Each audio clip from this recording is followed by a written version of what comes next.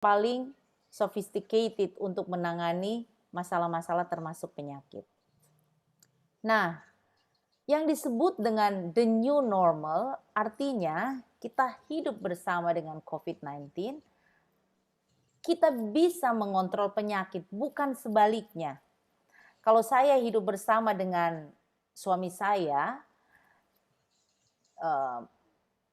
bukan berarti budak dari suami saya, tapi kita sama-sama mengontrol keluarga. Anda mungkin hidup bersama dengan keluarga Anda bukan berarti dalam jajahan orang tua Anda ataupun orang tua Anda dalam jajahan anak-anak, tapi kita hidup bersama, oke? Dalam hal ini manusia bisa mengontrol COVID-19 ini. Kemudian bagian dari the new normal artinya kita harus bisa menerapkan standar-standar yang baru dalam berbagai aspek kehidupan dan juga dalam kegiatan keseharian kita. Termasuk nanti kita akan lihat apa yang standar-standar baru tersebut. The new normal is also mean that we are applying new technology or we are expanding technologies.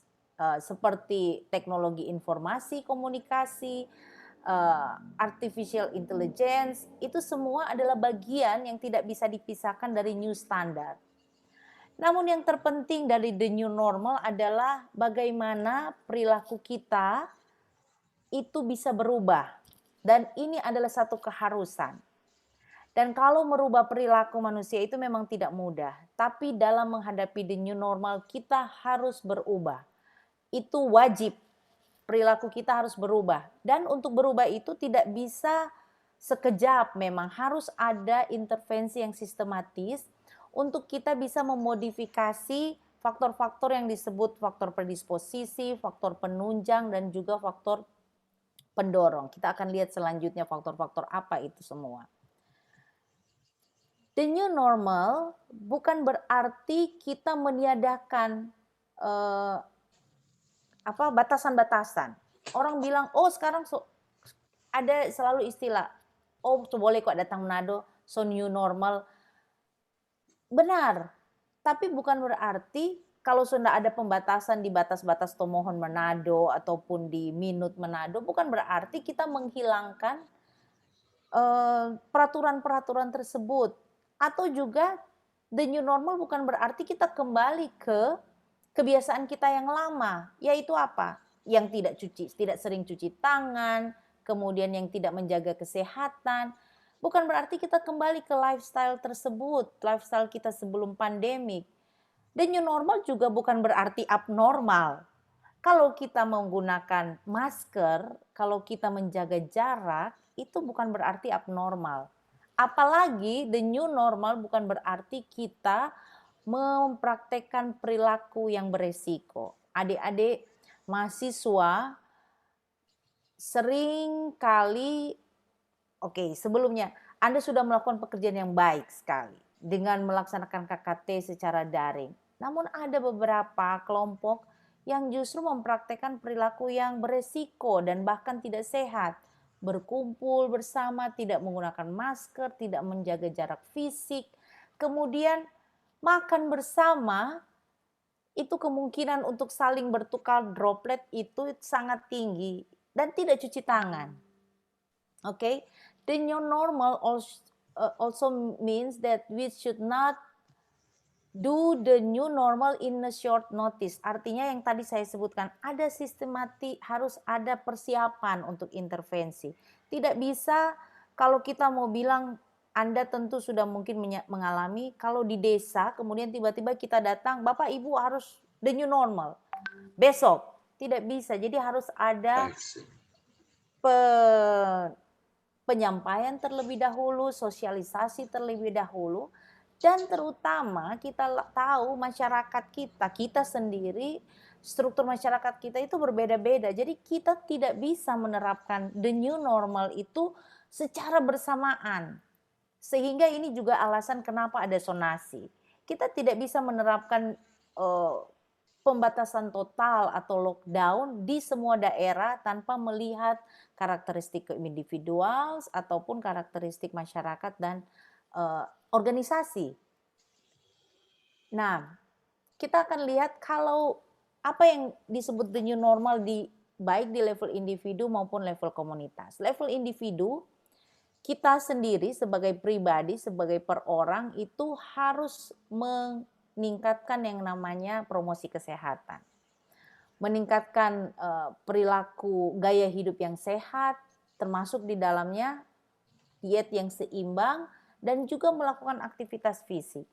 Aktivitas fisik ini memang jadi tricky sekarang karena kita dituntut untuk hampir selalu online.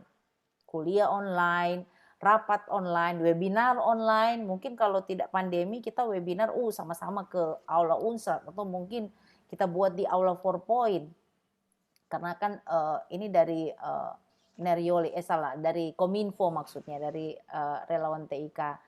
Tapi sekarang kita tetap dituntut untuk melakukan aktivitas fisik karena itu adalah bagian dari health promotion. Kemudian di level individu kita harus tetap melakukan pencegahan transmisi, pencegahan penularan dengan menggunakan masker, cuci tangan, dan melakukan physical distancing. Kita dimintakan menjaga jarak fisik, tapi kita bukan berarti melakukan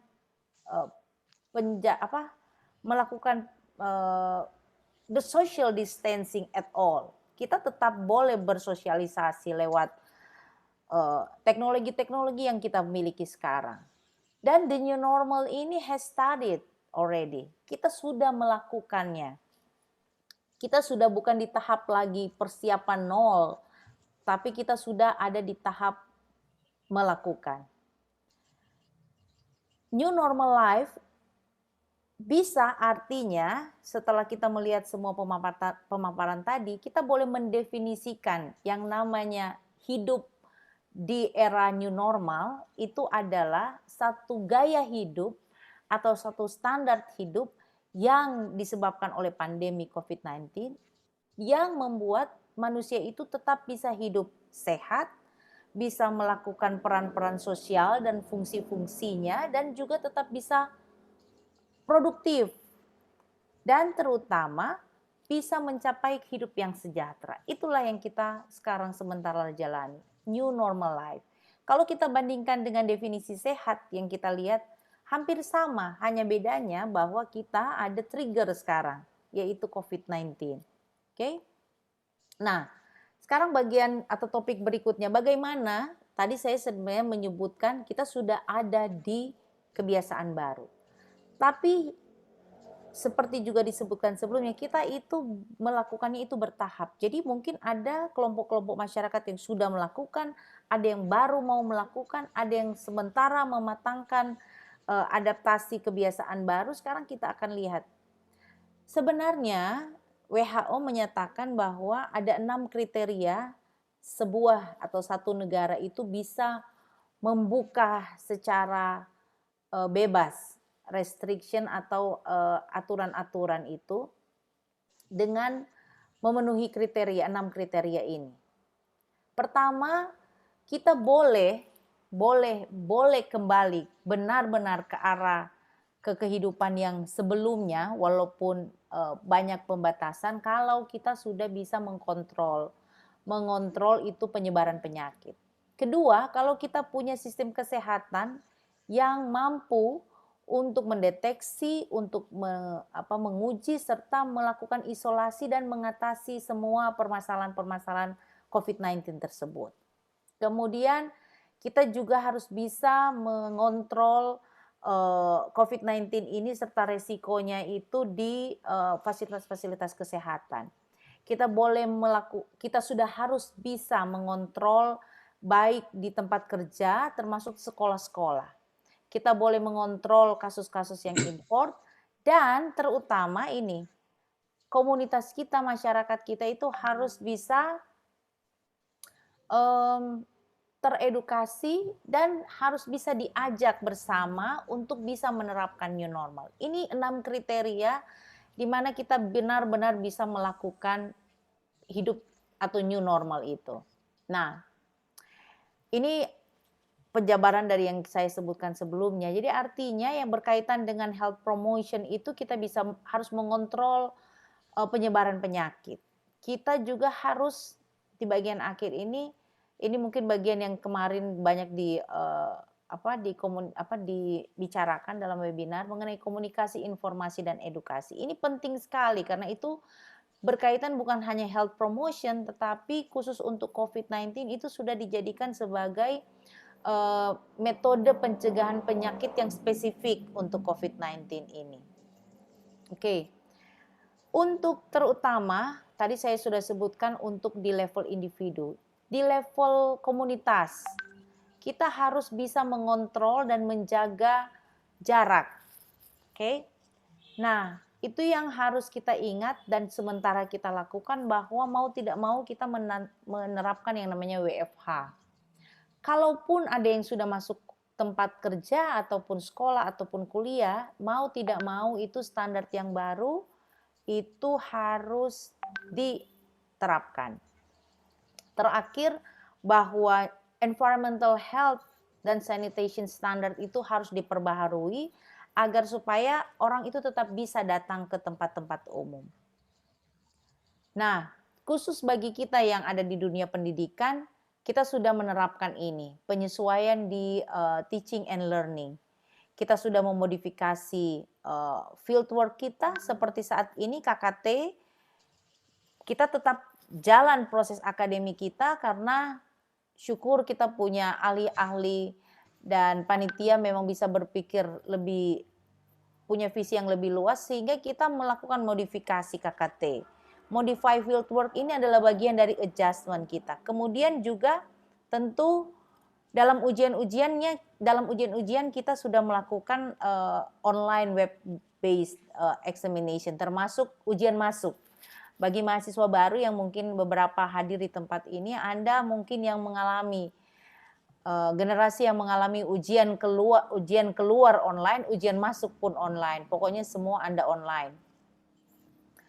Nah, persiapan individu dan komunitas itu harus kita ingat bahwa semuanya harus disiapkan, baik di tempat umum termasuk transportasi umum, di kampus, di tempat kerja, di pasar, tempat hiburan dan juga objek wisata. Saya menyebutkan semua ini karena adik-adik yang KKT itu banyak sekali sekarang membagi masker, membagi brosur di tempat-tempat seperti ini. Ingat, Anda adalah bagian dari upaya pencegahan transmisi COVID-19, bukan transmitor, bukan pembawa COVID-19. Jadi tetap harus waspada. Dalam tatanan baru ini, terutama di lingkungan kampus, ini kalau adik-adik yang hidup di asrama mahasiswa tolong perhatikan bahwa jarak itu tetap harus dijaga. Penggunaan bersama alat makan dan juga alat-alat lainnya itu harus dihindarkan. Oke. Dan di kampus atau di sekolah tentu ini semua harus disesuaikan. Unsrat memang masih menutup kampusnya, namun kita tetap sudah mulai mempersiapkan banyak hal. Jaga jarak kalau rapat, kemudian banyak fasilitas tempat cuci tangan, kemudian edukasi, media-media edukasi itu dipakai dan dimanfaatkan. Ini yang terpenting. Kita mau tidak mau harus merubah perilaku kita. Karena perubahan perilaku itu adalah kunci kesuksesan kita hidup di era new normal ini. Strateginya seperti apa? Pertama, kita harus meningkatkan kewaspadaan kita. Meningkatkan kewaspadaan tentu kalau kita tahu. Jadi kita harus perbanyak pengetahuan dan sebagai orang yang berpendidikan kita juga harus menjadi bagian untuk mengedukasi masyarakat, memotivasi masyarakat termasuk di dalamnya menyediakan keterampilan dan alat-alat agar masyarakat juga bisa berubah perilakunya. Oke. Ini yang saya sebutkan tadi di health belief model. Jadi faktor-faktor predisposisi, faktor-faktor seperti umur, jenis kelamin, lokasi itu harus diperhatikan. Cara kita mengedukasi masyarakat umum tentu berbeda dengan cara kita mengedukasi orang yang sudah berpendidikan. Orang dengan status sosial ekonomi tertentu lain atau berbeda dengan cara kita mengedukasi sosial orang dengan status ekonomi tertentu pula. Termasuk di dalamnya jangan lupa ethnicity, suku. Ada kebiasaan-kebiasaan di suku-suku tertentu yang harus kita sesuaikan pada waktu kita melakukan edukasi mengenai COVID-19.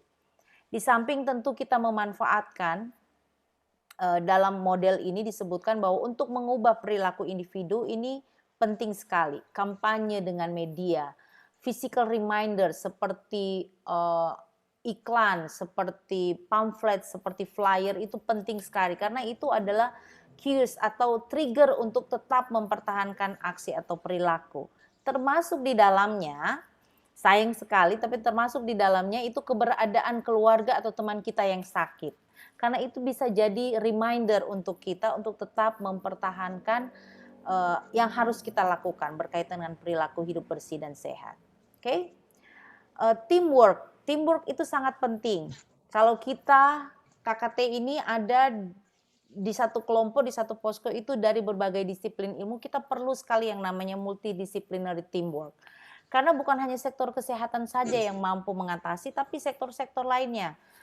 Yang dari fakultas teknik dengan teknik informatika, kemudian dengan desain ruangan, dengan mereka yang dari fakultas pertanian, dari fakultas peternakan, kemudian juga dari fakultas ekonomi dan bisnis, fakultas hukum berkaitan dengan legalitas, kemudian fakultas sosial dan ilmu politik, fakultas sastra berkaitan dengan channeling stres bisa lewat musik, lewat karya seni, ataupun fakultas matematika dan ilmu budaya, MIPA maksud saya, ilmu pengetahuan alam.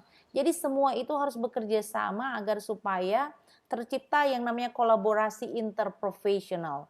Anda mungkin bukan profesional dalam arti belum sarjana, tapi KKT ini bisa melatih Anda untuk melakukan kolaborasi interprofesional tersebut.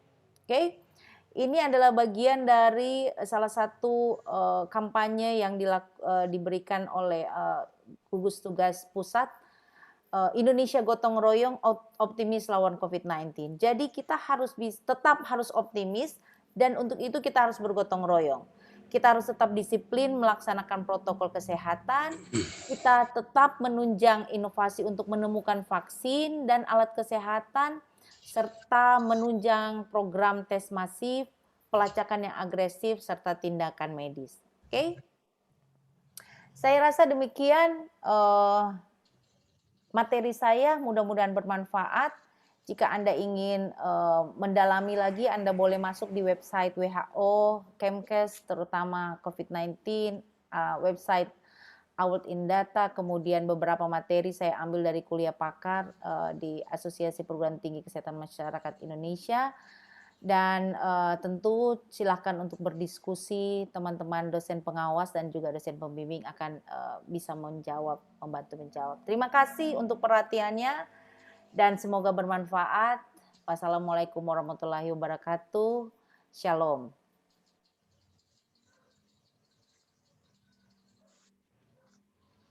Saya kembalikan ke moderator. Ya, oke. Terima kasih Dr. Grace yang sudah membawakan materi yang sangat menarik ya.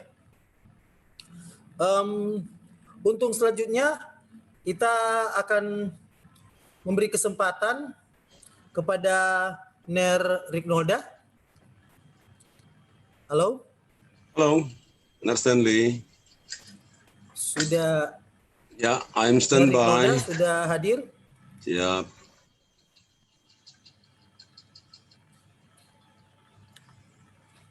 Bisa dimulai, Ner Stan?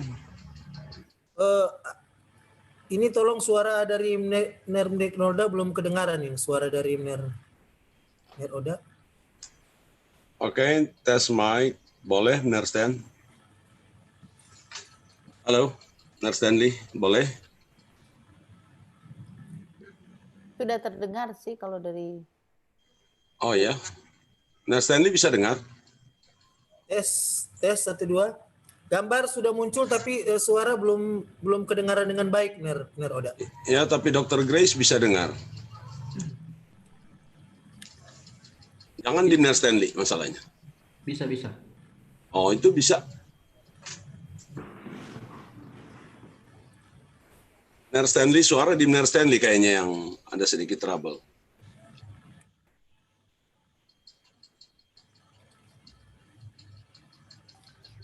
Halo Nurse Stan. Koneksi kali. Silakan. Iya, koneksi. Gimana, Mr. Yoli? Silakan Roda langsung. Baik, sambil Nurse Stanley lihat koneksinya, saya mulai saja.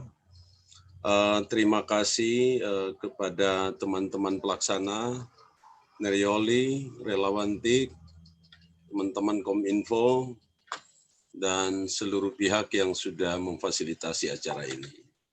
Ini adalah webinar kedua dengan topik yang menurut saya cukup teknis. Sudah banyak diungkap tadi oleh Dr. Grace. Dan saya ingin mengajak seluruh partisipan, saya mau masuk ke analitis sekarang. Saya akan masuk ke analitis, mudah-mudahan kita bisa saling interaktif.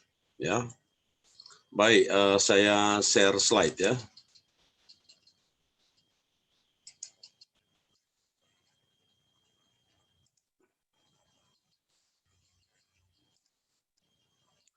Bisa ya diikuti ya. Ya, oke. Slide sudah kelihatan dengan baik. Suara, suara dan video sudah aman. Oke.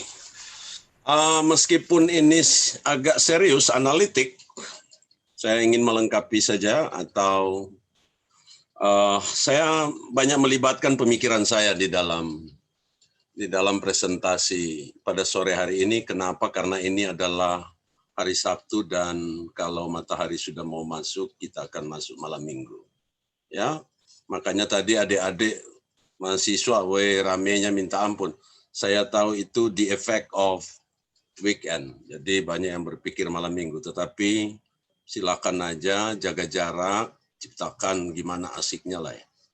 Baik, public health behavior in the new normal. Saya ingin melihat pattern of change and fact, tapi dengan pendekatan analitik. Kenapa saya memberanikan diri ini? Saya coba keluar sedikit dari ketakutan berbicara soal COVID-19. Karena bagi saya, we are the subject, we are the object of pandemic. Ya, kita bisa jadi korban, kita bisa jadi pembawa, kita bisa mentransmisi si COVID ini, dan kita juga adalah stressful community.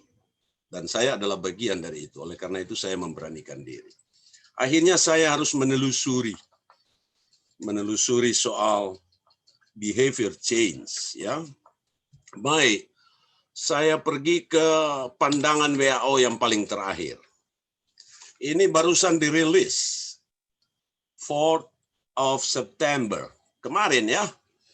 WHO dengan sangat berani membuat 5 poin penting dalam merespon situasi pandemi COVID-19. Yang pertama, lockdown are a blunt instrument.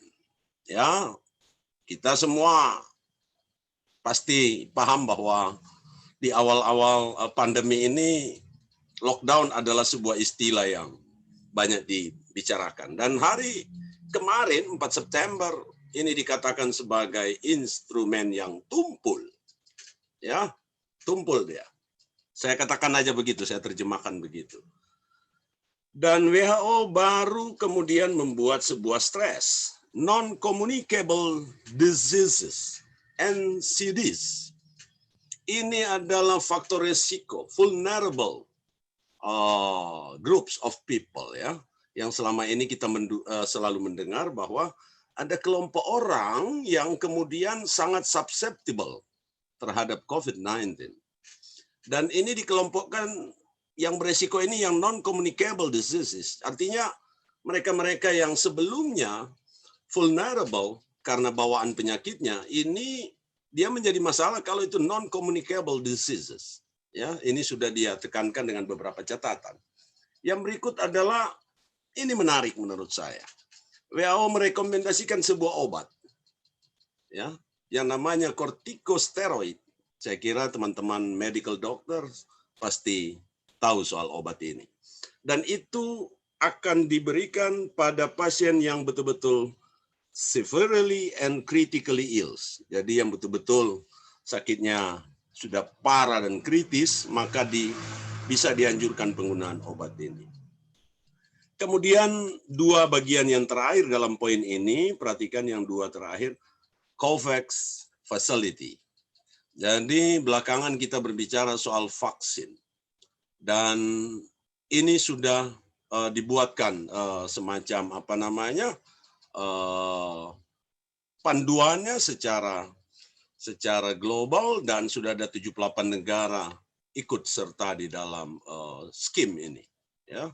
Jadi ini 5 poin terakhir kalau kita melihat WHO dalam opening remarks kemarin. Saya tampilkan yang ini.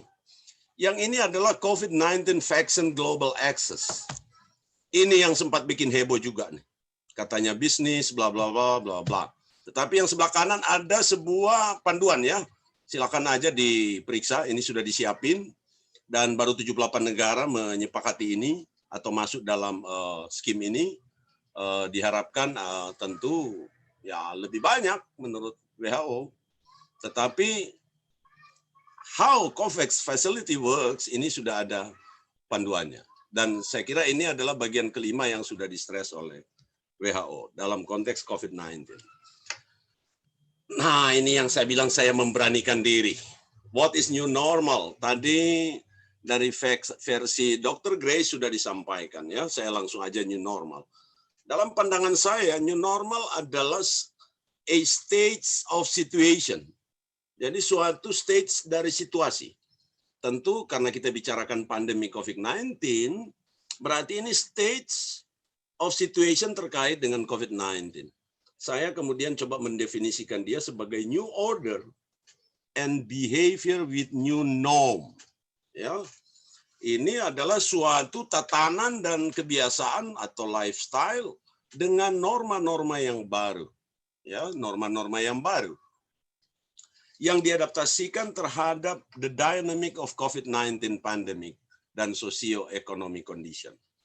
Ini yang juga kemudian harus diadaptasikan terhadap dinamika. Saya sengaja kasih dinamika karena bisa saja new normal ini berkembang dalam konteks dinamika situasi COVID-19 dan socio-ekonomi dari masyarakat kita tentunya. Ini yang kemudian saya katakan tadi, saya coba memberanikan diri untuk menampilkan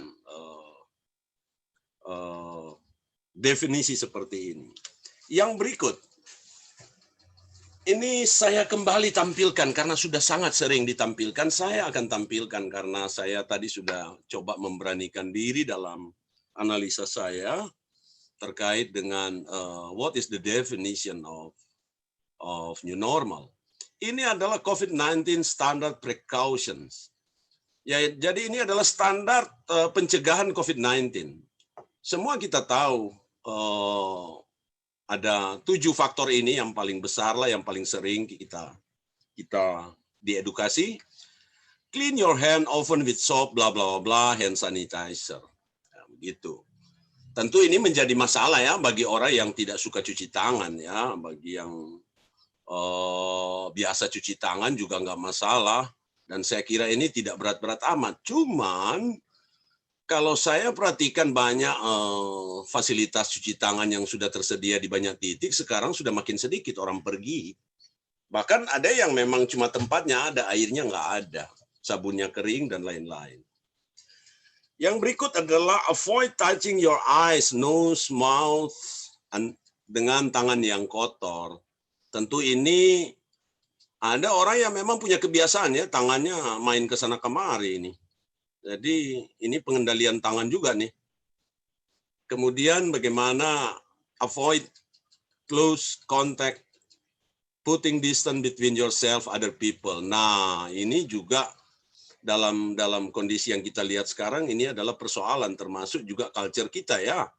Saya banyak diundang belakangan untuk menghadiri pertemuan-pertemuan yang banyak orang yang dalam kultur kita kalau nggak datang nanti dibilang sombong dan lain-lain, bla bla. Juga ada pertarungan cultural value di level ini. Tetapi tentu di era sekarang kita penting sekali untuk kita mengambil sikap. Tetapi bagi sejumlah orang ini menjadi masalah, dan kalau apalagi di era, saya khawatir sekarang di era kita menuju pilkada ini ada begitu banyak rombongan-rombongan besar bersama-sama tadi, padahal itu adalah bagian dari tindakan yang beresiko.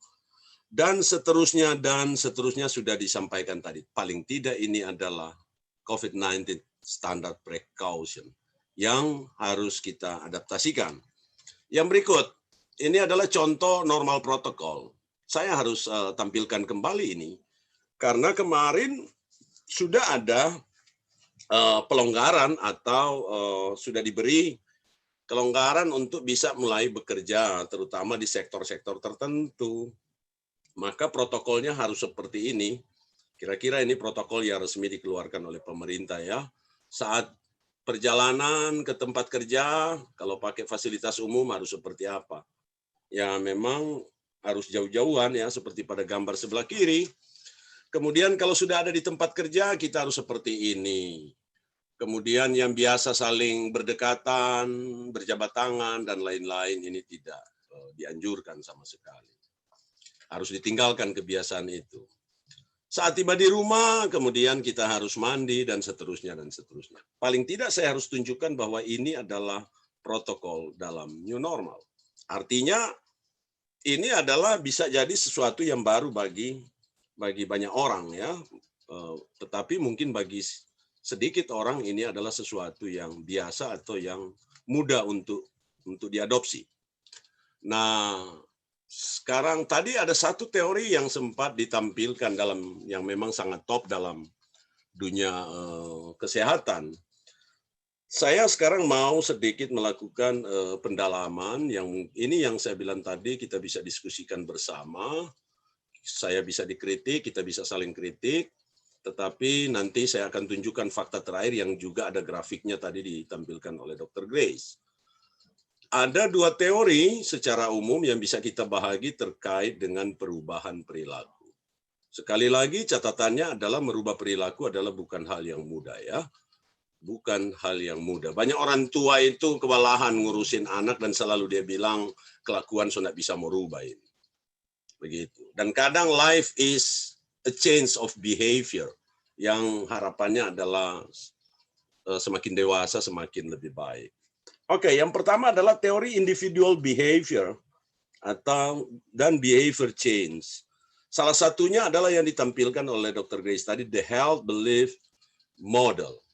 Tetapi ada teori lain, teori of planet behavior, teori reasoned action, dan states of change. Ya, saya akan kemudian sebentar tunjukkan itu.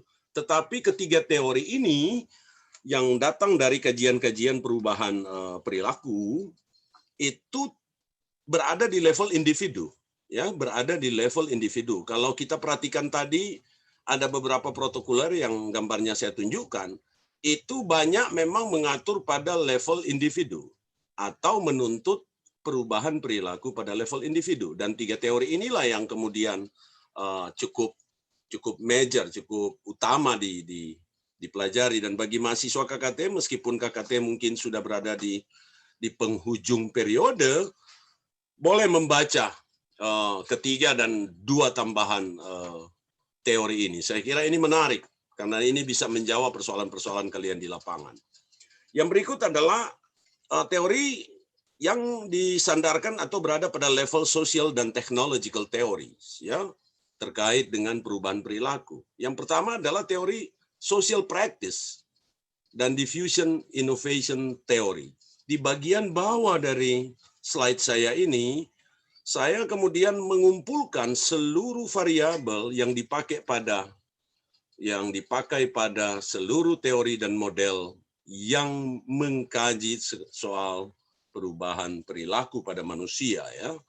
Dan ada sekian variabel. Yang pertama adalah threat, ada ancaman, fear, itu kekhawatiran, respon, efficacy, self efficacy. Ini adalah soal potensi, ya, potensi pada individu terkait dengan apa yang dia hadapi. Ada barrier, sesuatu yang membatasi bagi dirinya. Kemudian benefit, diuntungkan atau keuntungan yang dia dapat dari respon yang akan dia buat. Ada attitude, ada orang memang sudah sulit sekali untuk berubah, ya. Memang orang Manado bilang kepala batu. Biar so bilang, tetap dia bilang dia paling betul. Dan lain-lain. Intention, niat. Ya, niat. Kemudian cues to action, ini adalah trigger. Ini adalah tadi sudah disinggung di salah satu gambar sebelumnya di presentasi Dr. Grace tentang trigger. Ada faktor internal dan eksternal yang menentukan keputusan untuk hidup sehat. Dan reactance. Jadi kira-kira ini adalah pandangan-pandangan yang menjelaskan tentang bagaimana perilaku bisa berubah. Oke, saya lanjut. Ini yang tadi ditampilkan Dr. Grace. Saya meminjam satu summary yang dibuat oleh Nisbet and Geek. Ya, saya bacakan the health belief model. In order to behavior to change, dalam upaya untuk berperilaku terhadap perubahan atau merubah suatu perilaku, people harus memiliki perasaan secara personal itu bahwa dia itu adalah vulnerable, ya, untuk berperilaku sehat, ya. Behaviornya yang di sebelah kanan adalah sehat. Dia harus merasakan secara personal bahwa dia itu adalah susceptible. Kalau dalam konteks COVID-19, saya pribadi merasa saya susceptible, ya. Saya masih tetap bekerja, saya masih melakukan social interaction dan lain-lain, termasuk keluarga-keluarga saya dan teman-teman saya. Yang berikut adalah view the possible consequence as severe. Jadi memang dia harus melihat bahwa ada kemungkinan konsekuensi yang parah dari persoalan yang dihadapi terkait COVID-19. And see the taking action is likely to either prevent or reduce the risk as acceptable cause with few barriers. Jadi keputusan untuk bersikap juga harus dilihat dari konteks kesiapan yang bersangkutan, ya, affordable atau tidak. Karena ini adalah persoalan cost juga, ya. Ada orang ingin hidup sehat tetapi kemudian selalu tertahan oleh karena ketidakmampuan dan lain-lain. Kemudian seseorang itu harus punya feel competent. Ini yang disebut self-efficacy. Ini harus dimiliki oleh kita. Paling tidak, ini adalah model yang dipercaya atau yang merupakan sebuah hasil studi menerangkan bagaimana behavior, perilaku untuk hidup sehat atau terhindar dari suatu penyakit atau ancaman itu melalui sebuah proses seperti ini pada pribadi setiap orang. Saya tunjukkan yang berikut. Ini adalah model yang lain, ya. Change to change, ya, trans-theoretical. Ini namanya trans-theoretical model atau states. Ini ada 6 states of change. Nah, coba perhatikan di sini bahwa stages of change itu adalah progresif, ya, progresif. Dia harus lebih maju dan lebih maju dan lebih maju. Bahkan dia tidak boleh stuck pada suatu kondisi. Ya, dia harus bisa dirawat. Nah, sekarang di banyak level kita melihat bahwa ada orang yang sudah ada pada level contemplation, aware, dia sudah aware, ya, terhadap masalah sehingga akhirnya ya sudah working at home juga oke, dia mulai happy, bla bla bla. Tetapi kemudian dia bisa balik kemudian pada atau dia tidak maju-maju menjadi seorang pribadi yang melakukan action. Tidak. Justru dia tetap berada di levelnya. Nah, saya khawatir sekarang ini situasi kita itu ada di banyak level ini. Masih banyak orang yang tidak aware, masih ada banyak juga orang yang sudah aware tapi tidak bertindak, tetapi kemudian ada yang mau bertindak tetapi tidak tahu mau bertindak apa. Ada yang sudah melewati semua proses, dia sudah merubah perilaku sebentar, tetapi tidak berhasil merawat perilakunya. Ya, dia tidak berhasil merawat perilakunya. Yang sebelumnya dia menggunakan protokol yang sudah disampaikan, tadi ada beberapa gambar ditunjukkan, tapi kemudian dia balik pada situasi atau pada tindakan-tindakan yang justru tidak ideal atau tidak sesuai dengan situasi pandemi COVID-19 yang menuntut dia untuk adaptif. Nah, mari kita lihat berikut adalah fakta. Tadi ada gambar yang disampaikan oleh Dr. Grace, saya memilih satu aja. Per 4 September, saya ingin mengembangkan sebuah analisis. Kalau gambar garis yang hijau dalam grafik ini yang berwarna agak gelap nih, ini dikeluarkan oleh Kementerian Kesehatan ya, oleh 4 September. Kalau kita perhatikan ini, nampak betul bahwa grafik kita terus naik ya, dengan rate seperti ini sampai tanggal 4 September. Kemudian yang kuning ini adalah jumlah kasus per hari. Seperti ini situasinya. Apa yang bisa saya katakan? Bahwa kalau grafiknya seperti ini dengan asumsi bahwa memang ini adalah data yang betul-betul valid, proporsional, dan seterusnya, maka kemudian bisa saya katakan bahwa perubahan perilaku yang telah dilakukan dengan berbagai intervensi itu tidak cukup untuk mempengaruhi peningkatan penyebaran COVID-19 ini untuk konteks Indonesia. Kenapa? Karena grafiknya seperti ini sampai hari ini.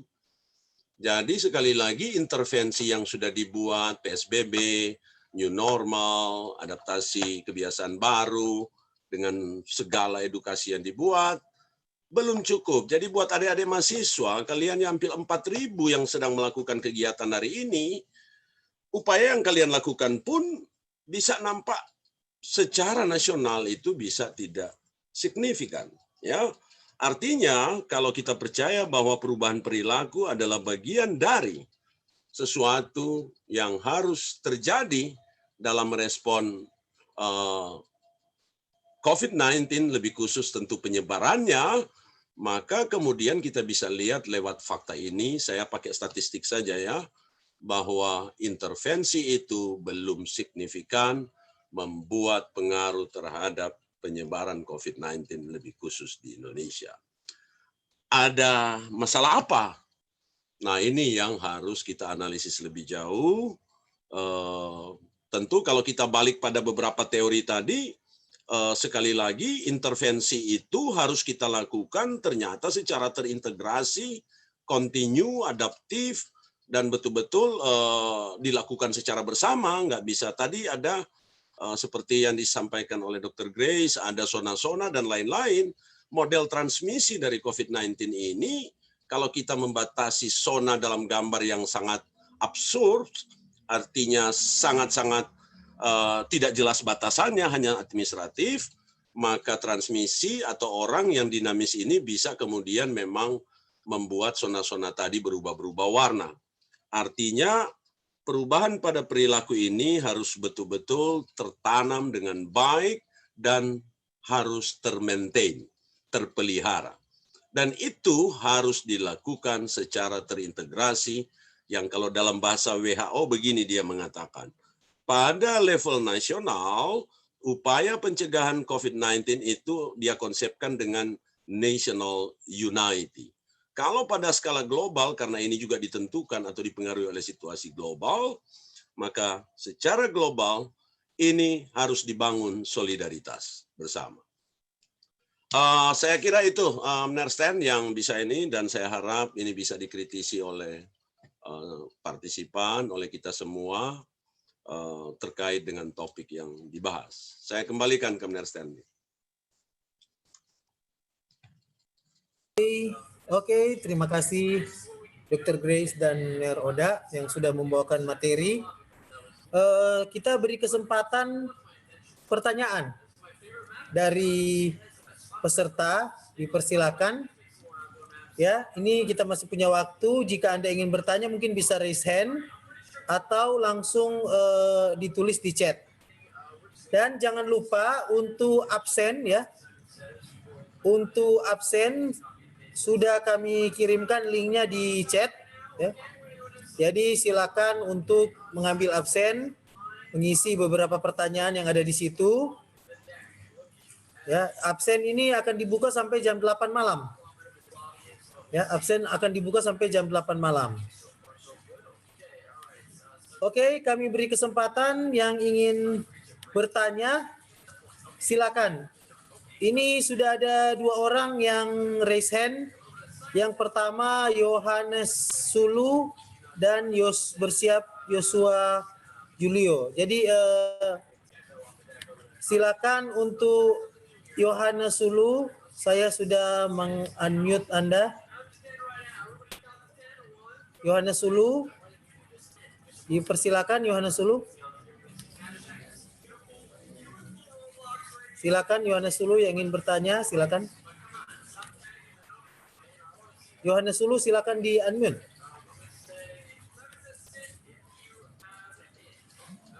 Kalau tidak ada Yosua Holio, ada Yosua Holio?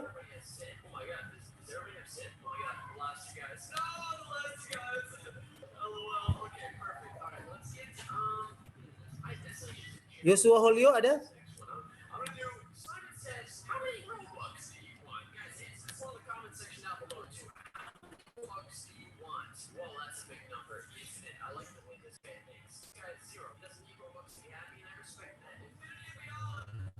Yang ingin bertanya?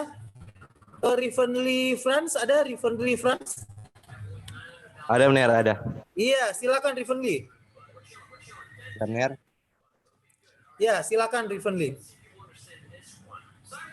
Terima kasih atas kesempatan yang diberikan. Selamat sore.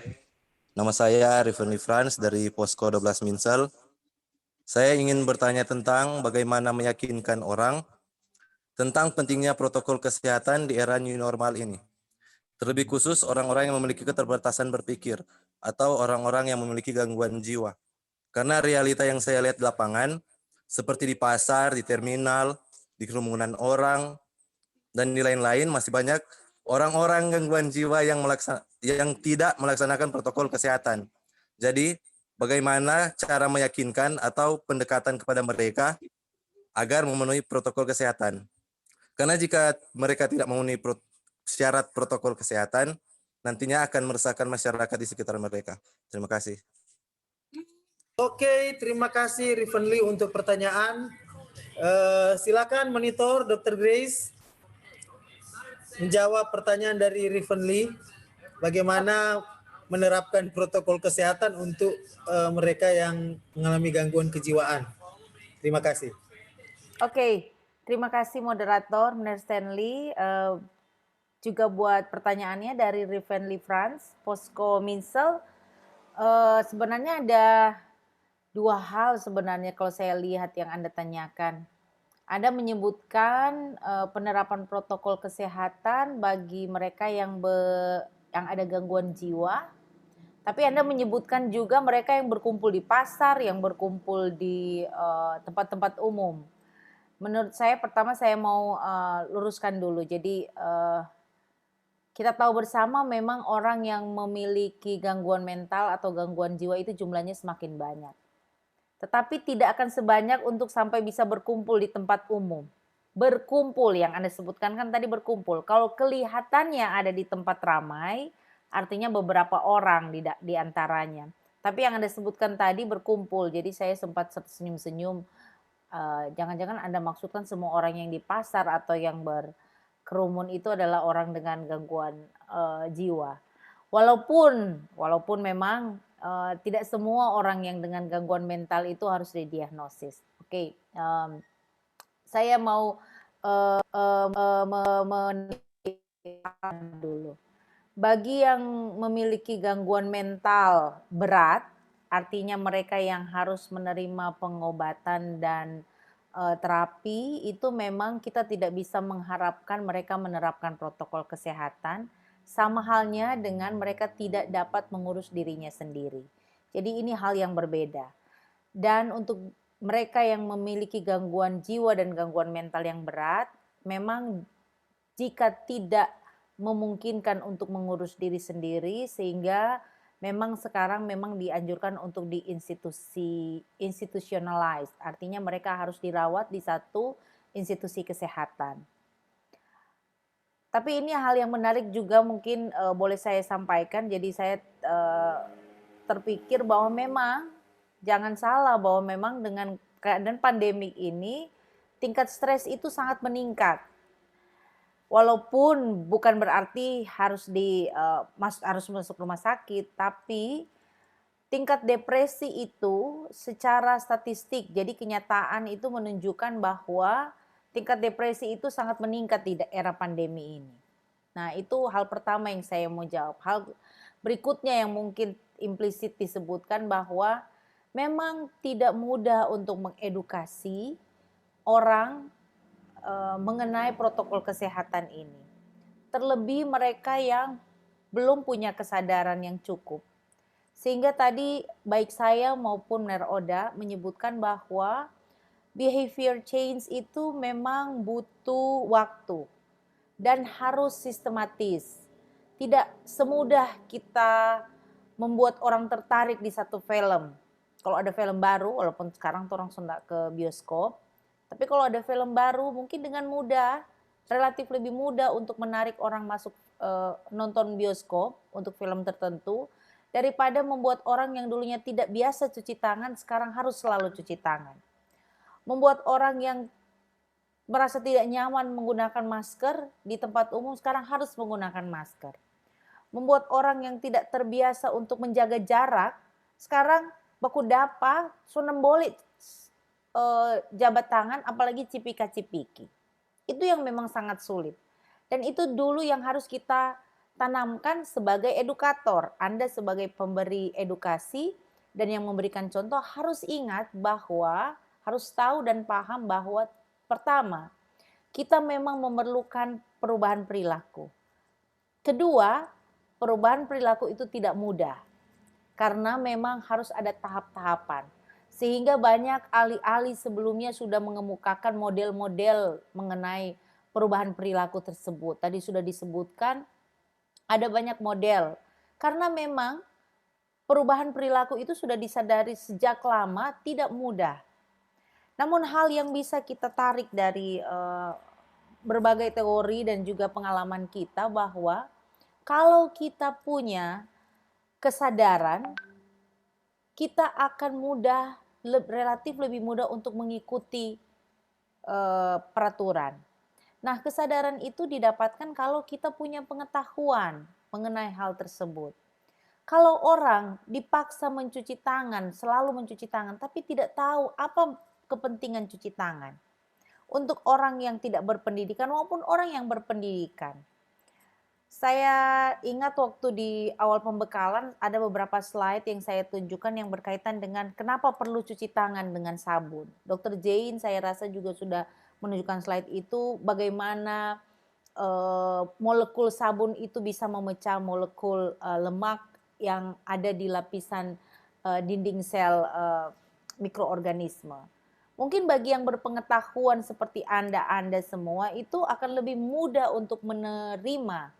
Tetapi kalau Anda menerangkan seperti itu kepada orang awam mungkin tidak akan diterima. Namun ada jalan juga tadi dalam health belief model, ada yang namanya cues to action. Kesakitan atau kematian teman dekat, keluarga dekat, ataupun orang yang dia kenal, orang yang diidolakan, itu bisa membuat dia itu jadi trigger untuk mengetahui mengapa orang itu bisa meninggal karena COVID-19. Mengapa orang itu bisa kena COVID-19. Sehingga disitulah bisa jadi jalan masuk untuk Anda semua memberikan edukasi. Jadi kalau saya boleh kembali ke, kalau boleh saya menggunakan teori mengenai health planning, bahwa merencanakan sesuatu harus dimulai dengan analisis situasi. Demikian halnya juga dengan merencanakan mengedukasi masyarakat harus dimulai dengan mengenali masyarakat tersebut. Analisis keadaan masyarakat tersebut, seperti apa masyarakat itu. Kalau Anda bisa menganalisis dengan baik, kemungkinan Anda bisa melihat pintu-pintu di mana Anda boleh masuk. Semoga dan biasanya dengan pintu-pintu atau channel-channel yang tepat, edukasi atau materi yang diberikan itu bisa lebih efektif. Saya rasa itu yang bisa saya tanggapi. Mudah-mudahan berkenan, dan ingat bahwa walaupun kita stres, jangan terlalu stres. Ada banyak channel untuk menyalurkan stres kita. Terima kasih, moderator. Iya, oke. Terima kasih Dr. Grace. Kita sekarang ke Mner Oda. Halo, Mner. Halo, Mner Oda. Untuk jawaban dari pertanyaan tadi, pertanyaan dari Riven Lee. Aduh, Silakan, Mner Oda. sudah lengkap sekali disampaikan Dr. Grace tadi. Saya yakin si Riven Lee ini bertanya untuk sesuatu yang dia tahu sendiri bahwa jawaban nggak akan pergi ke situ. Ya toh, kalau Riven Lee naik pesawat, dalam persiapan pesawat itu take off, maka akan ada instruksi diberikan. Apabila oksigen dalam ruang kabin ini mengalami penurunan, maka oksigen mask akan jatuh. Dan kepada orang tua untuk memasang lebih dulu, bukan anak-anak lebih dulu. Ya sama dengan Fenli ada tanya tadi. Jadi bagaimana dengan orang yang mengalami gangguan mental mau diurus? Ya saya kira itu ada sesuatu urusan tersendiri lah yang sudah diatur sebenarnya terkait dengan mereka.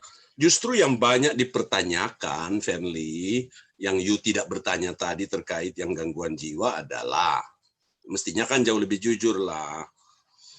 Kalau itu kan memang sulit dijawab, Fenli, kecuali ya tadi Dr. Grace sudah bilang, ada tempatnya tersendiri bagi mereka dan ada tata cara penanganannya oleh profesional. Nah, Fenli tidak bertanya begini justru. Kenapa orang yang dengan gangguan jiwa nggak pakai masker, tetapi masih jalan-jalan sampai sekarang? Itu kok lebih jujur. Nah, ya toh yang banyak didiskusikan di masyarakat justru hal tersebut.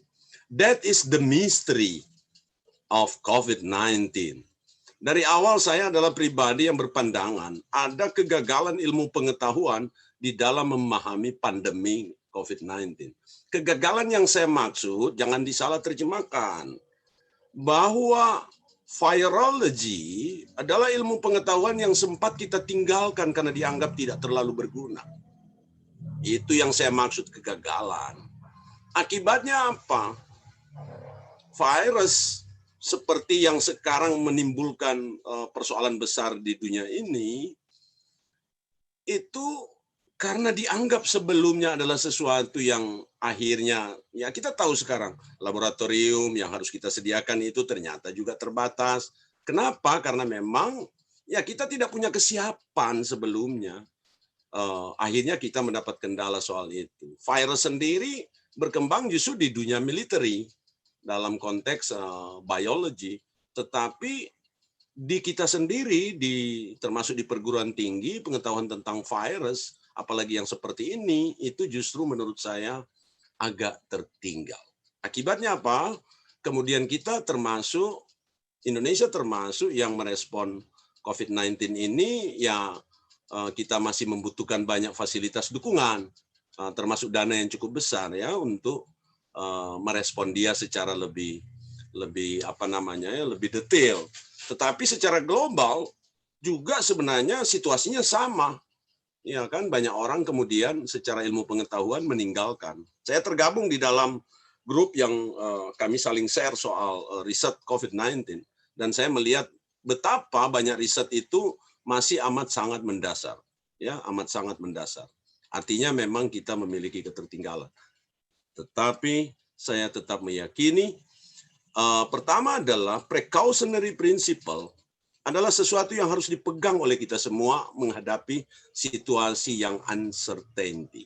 Ya, kalau situasinya tidak pasti, maka kita harus mengedepankan precautionary principle, prinsip kehati-hatian. Ya, kenapa? Karena ilmu pengetahuan aja menjangkaunya masih terus berkembang. Ya, baik di level medis maupun di level virus itu sendiri. Oleh karena itu, saya kira precautionary principle dalam yang disandarkan menjadi banyak protokol dan lain-lain, saya kira itu basic principle-nya adalah precautionary principle. Nah, membangun kesadaran memang banyak faktor, bahkan ada banyak asumsi yang dalam banyak model dikatakan itu melemahkan model tersebut. Ya, contoh faktor trigger. Faktor trigger itu atau yang mendorong orang untuk berubah itu bisa ada di suatu tempat atau bisa lain di tempat lain. Nah, bisa tidak ada juga di tempat lain. Oleh karena itu, tetap menghadapi pandemi ini memang butuh satu keputusan bersama, sikap bersama, sehingga kita bisa mendorong adanya upaya bersama yang lebih terintegrasi. Selebihnya, apabila ini sudah sangat beresiko nanti, melihat grafik yang ada, maka yang harus diletakkan itu adalah new norm. Norma itu bisa yang tidak ada konsekuensi, bisa yang berkonsekuensi. Kalau sudah keterlaluan, maka saya sepakat juga ada operasi yang tidak pakai masker harus ditindak. Karena dia bisa menimbulkan resiko dan tidak mau mendengar. Jadi sesuatu sebenarnya yang paling bagus adalah kesadaran yang muncul secara voluntary. Nah, itu yang kita harapkan, karena itu dipercaya juga dalam banyak teori itu lebih termaintain lah, lebih terjaga. Tetapi kalau tidak karena faktor resiko, bisa ada pemaksaan dilakukan. Dan saya kira di beberapa negara dipaksa tuh untuk kemudian kita bisa lebih mengendalikan. Saya sepakat sekali kalau memang situasi sudah tak terkendali, penegakan hukum, norma-norma hukum itu harus dibuat pada level penegakan. Ya, misalnya saya dalam webinar kemarin masih menampilkan pergerakan dinamika saya dalam bentuk peta. Saya masih mengantar istri saya pergi belanja di Freshmart. Sorry saya sebutkan itu ya. Tetapi di tempat-tempat seperti ini saya lihat bahwa tingkat risikonya tinggi sekali. Tingkat risikonya tinggi sekali. Oleh karena itu saya lebih banyak memilih ada di luar atau meminta untuk percepat proses. Yang tidak perlu, tidak usah.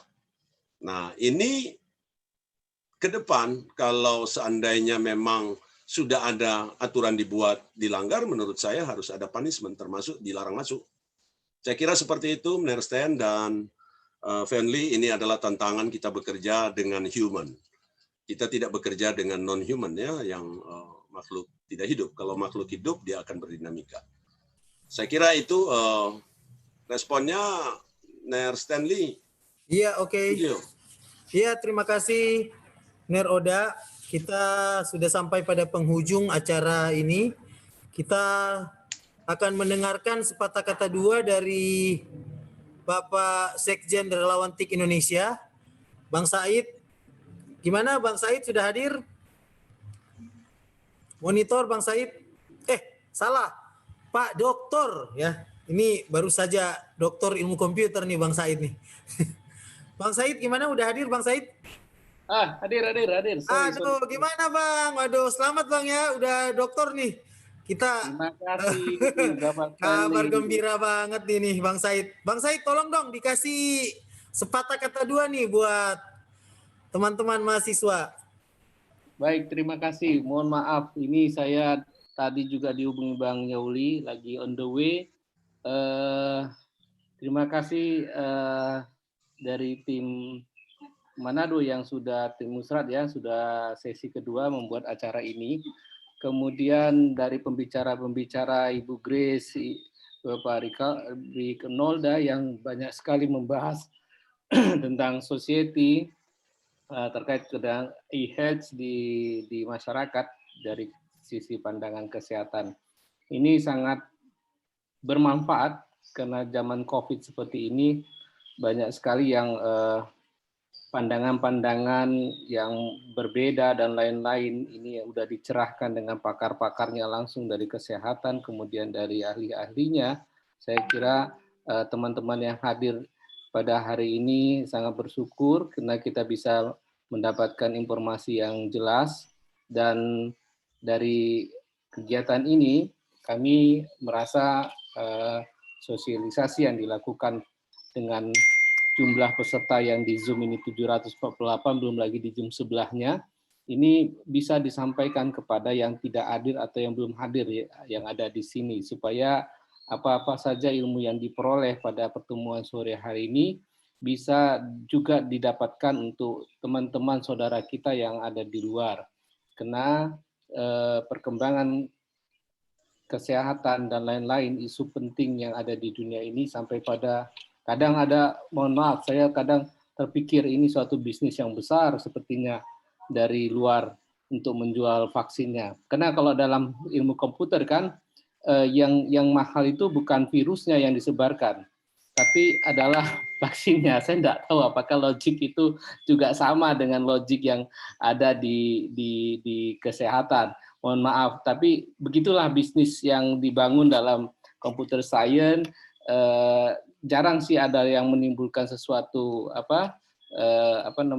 dia khusus untuk membangun penyakitnya atau tapi dia membuatkan vaksinnya di ujung, karena inilah adalah model bisnisnya. Rule bisnisnya sudah seperti itu, tapi mudah-mudahan ini tidak, tapi mohon maaf, ini hanya sisi insight thinking dari kekritisan kita untuk melihat dari sudut pandang yang berbeda. Begitu Bang Stanley, terima kasih. Saya lihat makasih juga Bang. udah hadir di sini. Mungkin kita say hello to Ketum, mungkin ada yang Iya, ada Bang Fajar Iridianto juga sebagai Ketua Umum Relawan TIK Indonesia. Halo Bang. Ayo dong, kasih sepatah kata dua nih buat teman-teman mahasiswa. Ini juga ada banyak teman-teman Relawan TIK Indonesia yang hadir kayaknya ya, dari seluruh pelosok negeri. Saya sampaikan salam relawan, terima kasih. Mari kita dengarkan dulu Bang Fajar Iridianto gitu untuk ngomong nih.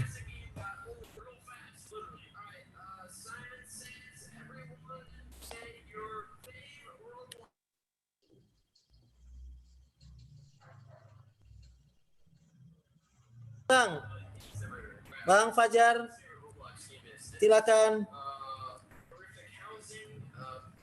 Monggo Om Eri, monggo Om Eri. Monggo Mary.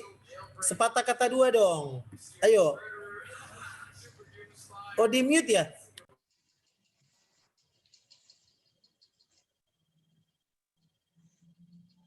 Admin tolong untuk unmute ya. Unmute yang akun Fajar Iridianto itu.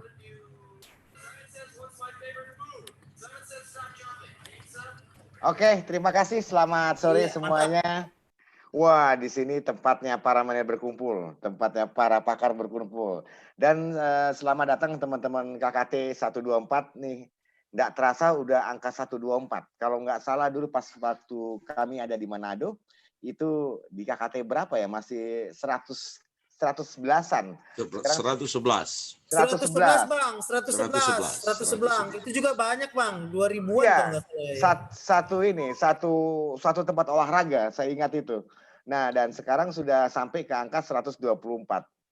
Berarti Unsrat mencetak banyak pandu-pandu digital ini, banyak pandu-pandu. Harusnya Unsrat sudah paling banyak punya relawan TIK ini di Indonesia. Siap. Terima kasih Menir Yoli dan menir-menir yang lain. Kami bangga dan memang andalan kami adalah Unsrat nih untuk kegiatan seperti ini. Terima kasih dan adik-adik tercinta yang ganteng-ganteng, yang cantik-cantik. Saya lihat satu-satu tadi itu. Nah, masa pandemi ini tidak membuat kita untuk berhenti dalam mensiarkan teknologi. Apalagi kita adik-adik semua ini adalah kelompok intelektual yang memang punya tugas khusus, tidak hanya belajar. Nah, inilah saatnya berbagi untuk kita bisa membagi ilmu kita. Ilmu-ilmu yang tadi disampaikan dulu juga pernah kita buatkan di KKT sebelumnya adalah buku saku untuk penanggulangan COVID di desa. Nah, yang itu yang ayo kita sebarkan. Apa yang tadi disampaikan para senior, para pakar untuk disampaikan ke masyarakat. Bahwa satu yang wajib tersampaikan adalah motivasi untuk siap dalam menghadapi pandemi. Untuk berdamai dengan pandemi. Yang pasti, kehidupan pasca pandemi ini adalah kehidupan yang harusnya lebih dahsyat dan lebih siap. Karena di masa penggodokan, masa pandemi ini, masa kita belajar. Tadi para pakar sudah menyampaikan apa yang harus kita lakukan, bagaimana kita harus bersikap, bagaimana kita menyikapi kondisi kesehatan, protokol, sampai ke teknologi yang harus disampaikan ke masyarakat. Nah, inilah perpanjangan tangan pemerintah. Justru pemerintah Republik Indonesia menitipkan ini kepada adik-adik yang tersebar di seluruh Indonesia untuk menyampaikan hal-hal yang sudah kita sampaikan tadi. Tetap sehat, salam keluarga juga, dan sukses untuk kalian. Salam KKT 124. Terima kasih. Selamat sore.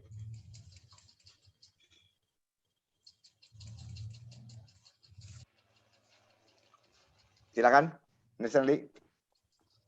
Ya, makasih Bang. Oke, terima kasih untuk kami sampaikan untuk Bang Said, Pak Sekjen, juga Pak Ketum yang sudah hadir. Ya, kami juga sampaikan terima kasih untuk teman-teman relawan TIK Indonesia yang juga sudah turut ambil bagian dalam 2 sesi ini. Juga dari teman-teman Cyber Kreasi, ya, dan kawan-kawan dari Kementerian Kominfo, sehingga kegiatan ini selama 2 hari hingga pada akhir hari ini bisa berjalan dengan baik. Gimana? Saya serahkan kembali ke admin. Apa ada yang ingin disampaikan? Oh ya, jangan lupa untuk mengisi daftar hadir, ya, mengisi daftar hadir. Juga jangan lupa untuk follow akun Relawan TIK Indonesia di Instagram. Silakan untuk admin, untuk ada beberapa penyampaian, silakan. Silakan di close, Pak Moderator. Sudah aman. Terima kasih semuanya, sampai jumpa, salam sehat. Jangan lupa registrasi, adik-adik, registrasi, post-test dan pretest dikerjakan.